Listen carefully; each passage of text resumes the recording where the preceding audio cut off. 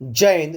Only first ચેનલમાં તમારા દરેક મિત્રોનું હાર્દિક સ્વાગત છે. તો મિત્રો આજે આપણે વિડીયોમાં જોવાના છીએ કે મિત્રો વન સંરક્ષણની પરીક્ષા મિત્રો ચાલી રહી છે.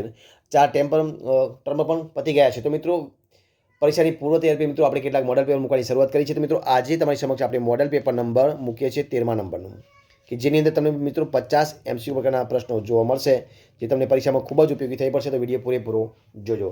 શરૂઆત કરીએ આપણે વિડીયોની. પ્રશ્ન નંબર 1 છે, જોઈએ શું છે. મિત્રો આપણે સીધા જવાબ જોઈશું, બરાબર છે. તો રાષ્ટ્રીય પ્રદૂષણ રોકથામ દિવસ ક્યારે ઉજવાય છે? તો 2 ડિસેમ્બરના રોજ. ક્યારે ઉજવાય? 2 ડિસેમ્બર. જવાબ આવશે ઓપ્શન એ, 2 ડિસેમ્બર. જોઈએ આગળ પ્રશ્ન. ખાલી જગ્યાથી વધતા અવાજને કારણે ધ્વનિનું પ્રદૂષણ થાય છે, તો 80 ડેસિબલ આવશે. જવાબ આવશે ઓપ્શન ડી, 80 ડેસિબલ. જોઈએ પ્રશ્ન આગળ, કે ગ્રીન હાઉસ ઇફેક્ટથી ભારતના કયા રાજ્યમાં સૌથી વધુમાં વધુ અસર થાય છે મિત્રો? તો જવાબ આવશે ઓપ્શન સી, કર્ણાટકમાં. ક્યાં છે? જવાબ સી, કર્ણાટકની અંદર. જોઈએ પ્રશ્ન આગળ આપણે, કે પ્લાસ્ટિક બેગ પર પ્રતિબંધ મૂકનાર ભારતનું પ્રથમ રાજ્ય કયું હતું? તો હિમાચલ પ્રદેશ. કયું હતું?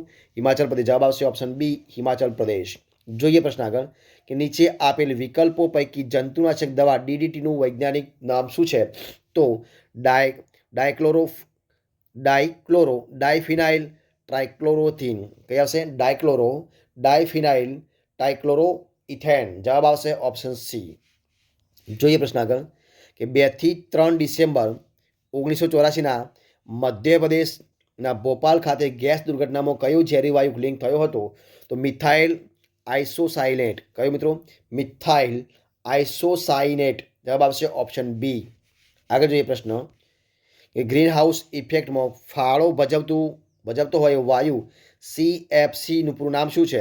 તો ક્લોરોફ્લોરોકાર્બન. કયું છે? ક્લોરોફ્લોરોકાર્બન. ઓપ્શન બી જવાબ આવશે.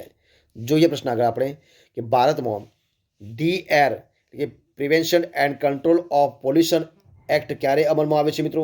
જવાબ આવશે ઈસવીસન 1981માં. એટલે જવાબ આવશે ઓપ્શન બી, 1981માં. જોઈએ પ્રશ્ન આગળ, આંતરરાષ્ટ્રીય પર્યાવરણ સ્ટોકહોમ સંમેલનનું આયોજન કયા વર્ષે થયું હતું? તો 1972ની અંદર. જવાબ આવશે ઓપ્શન બી, 1972. જોઈએ આગળ, વિશ્વનો નાગરિક વાર્ષિક સરેરાશ કેટલા મેટ્રિક ટન કાર્બન વાયુ છોડે છે? તો 4.5. એટલે જવાબ આવશે ઓપ્શન એ જવાબ. આગળ જોઈએ, કાર્બન ટેક્સ લાગુ કરનાર વિશ્વનો પ્રથમ દેશ કયો છે? તો ફિનલેન્ડ. કયો છે? ફિનલેન્ડ. જવાબ આવશે ઓપ્શન સી, ફિનલેન્ડ. આગળ જોઈએ પ્રશ્ન, નીચે પૈકી કયો રોગ જળ પ્રદૂષણથી ફેલાય છે? તો કોલેરા. કયો આવશે? જવાબ આવશે ઓપ્શન એ, કોલેરા જળ પ્રદૂષણથી ફેલાય છે. ઓપ્શન એ જવાબ. જોઈએ પ્રશ્ન આગળ, કે એરોસેલ એટલે શું મિત્રો? એરોસેલ કોને કહેવાય? તો 1 માઇક્રોનથી 10 માઇક્રોન આકાર ધરાવતા જે સૂક્ષ્મ કણો હોય એને એરોસેલ કહેવાય. એટલે જવાબ આવશે ઓપ્શન એ, નંબર એ. જોઈએ પ્રશ્ન આગળ, કે ભારતમાં the water prevention and control of pollution act ક્યારે અમલમાં આવે છે મિત્રો? તો ઈસવીસન 1974ની અંદર. જવાબ આવશે ઓપ્શન બી, 1974. નીચે પૈકી સૌથી વધુ DDTનું પ્રમાણ શેમાં હોય છે? તો માછલી ભક્ષી પક્ષીઓમાં. જવાબ આવશે ઓપ્શન ડી. જોઈએ પ્રશ્ન આગળ આપણે, નીચે દર્શાવેલ ઈંધણ પૈકી સૌથી ઓછું પ્રદૂષણ શાને થાય છે મિત્રો? તો હાઇડ્રોજન. શાનાથી? હાઇડ્રોજન. જવાબ આવશે ઓપ્શન ડી, હાઇડ્રોજન. જોઈએ પ્રશ્ન આગળ, કે ભારતમાં કેન્દ્રીય પ્રદૂષણ નિયંત્રણ બોર્ડની સ્થાપના ક્યારે થઈ હતી? જવાબ આવશે ઓપ્શન સી, જવાબ આવશે 1974માં. જવાબ આવશે ઓપ્શન સી. આગળ જોઈએ પ્રશ્ન, એટલે ક્લોરીનનો એક પરમાણુ કેટલા ઓઝોન અણુનું વિઘટન કરે છે? તો 1 લાખ. કેટલા આવશે? 1 લાખ. જવાબ આવશે ઓપ્શન સી, 1 લાખ. આગળ જોઈએ, એસિડ વર્ષાના મુખ્ય ઘટકો કયા છે? તો સલ્ફર ડાયોક્સાઇડ અને નાઇટ્રોજન ઓક્સાઇડ. જવાબ આવશે ઓપ્શન એ જવાબ. આગળ, ભારતનો નાગરિક વાર્ષિક સરેરાશ કેટલા મેટ્રિક ટન કાર્બન વાયુ છોડે છે? જવાબ આવશે 1.2. ઓપ્શન સી જવાબ. આગળ જોઈએ આપણે, માનવ શરીરમાં હાડકાના રોગો માટે મુખ્યત્વે કયો પ્રદૂષક જવાબદાર છે? તો પાણીમાં વધુ પડતા ક્લોરાઇડની માત્રા. ઓપ્શન ડી જવાબ. કઈ આવશે? ઓપ્શન ડી જવાબ. જોઈએ આગળ પ્રશ્ન, કે વાહન માટેનું કયું બળતણ પ્રદૂષણ મુક્ત છે? તો જવાબ આવશે CNG. ઓપ્શન બી જવાબ. આગળ જે પ્રશ્ન આપણે જો શું છે, કે CPCB. કઈ આવશે? CPCBના સંશોધન મુજબ કેટલા વ્યાસવાળા કણો મનુષ્યના સ્વાસ્થ્ય પર હાનિકારક અસર કરે છે? તો 2.5 માઇક્રોમીટર કે તેનાથી ઓછા વ્યાસવાળા. જવાબ આવશે ઓપ્શન ડી. આગળ જે પ્રશ્ન, નીચે પૈકી જૈવિક રીતે વિઘટન પામતા કચરાનું ઉદાહરણ કયું છે? તો શાકભાજી.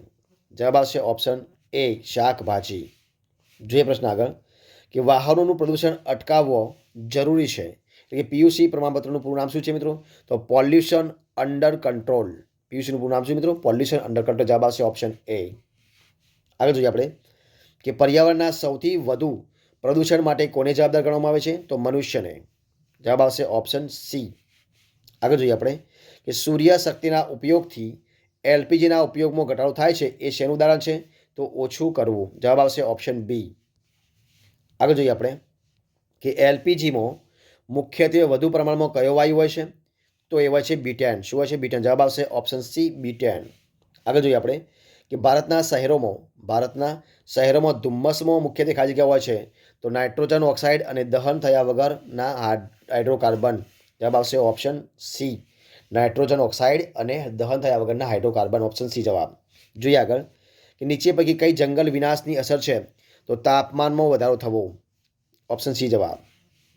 આગળ જોઈએ સીએનજી મિત્રો શું છે? તો કોમ્પ્રેક્સ નેચરલ છે. શું છે? કોમ્પ્રેસ્ડ નેચરલ ગેસ છે સીએનજી. જવાબ આવશે ઓપ્શન સી. જોઈએ આગળ પ્રશ્ન ભોપાલ ગેસ દુર્ઘટના ક્યાં થઈ હતી? તો ઈસવીસન 1984ની અંદર. જવાબ આવશે ઓપ્શન સી. આગળ જોઈએ પ્રશ્ન જો કયો છે પ્રશ્ન કે ભારતમાં the air prevention and control of pollution act 1981માં ક્યારે સુધારો કરી હવાના પ્રદૂષણ તરીકે ઘોંઘાટના પ્રદૂષણને પણ આવરી લેવાયું છે? તો 1987ની અંદર. જવાબ આવશે ઓપ્શન બી. જોઈએ આગળ પ્રશ્ન પેટ્રોલ સંચાલિત વાહનો કયા ઝેરી વાયુનું સૌથી વધુ ઉત્પાદન કરે છે? તો કાર્બન મોનોક્સાઇડ. મિત્રો કોનું? Carbon monoxide. જવાબ આવશે ઓપ્શન બી કાર્બન મોનોક્સાઇડ. આગળ જોઈએ નીચેના પૈકી કઈ અસર ગ્લોબલ વોર્મિંગના કારણે થઈ છે? તો આપેલ તમામ અસર મિત્રો તો જોઈએ કે પક્ષીઓની અમુક જાતિઓ લુપ્ત થઈ રહી છે, મધપૂડા નામશેષ થઈ રહ્યા છે, વનસ્પતિની વૃદ્ધિ અને આયુષ્યમાં ફેરફાર આવી રહ્યા છે. આ તમામ ફેરફાર મિત્રો ગ્લોબલ વોર્મિંગના કારણે થાય. જવાબ આવશે ઓપ્શન ડી ગ્લોબલ વોર્મિંગ. એટલે કે એના કારણે વાતાવરણમાં સૂર્યના પારજોબલી કિરણોથી રક્ષણ આપનાર કયો વાયુ છે? તો ઓઝોન. ઓપ્શન બી જવાબ આવશે ઓઝોન. રાષ્ટ્રીય પ્રદૂષણ રોકથામ દિવસ કઈ ઘટનાને કારણે ઉજવવામાં આવે છે? તો ભોપાલ ગેસ દુર્ઘટના. કઈ આવશે? ભોપાલ દુર્ઘટના. જવાબ આવશે ઓપ્શન બી શું આવશે? ભોપાલ ગેસ દુર્ઘટના.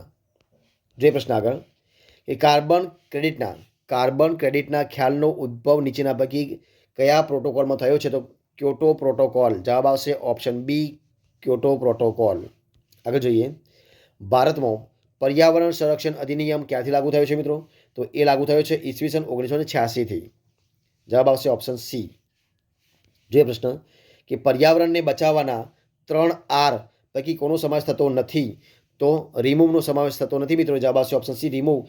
બાકી રેડ્યુસ, રિસાયકલ અને વેસ્ટનો સમાવેશ થાય છે.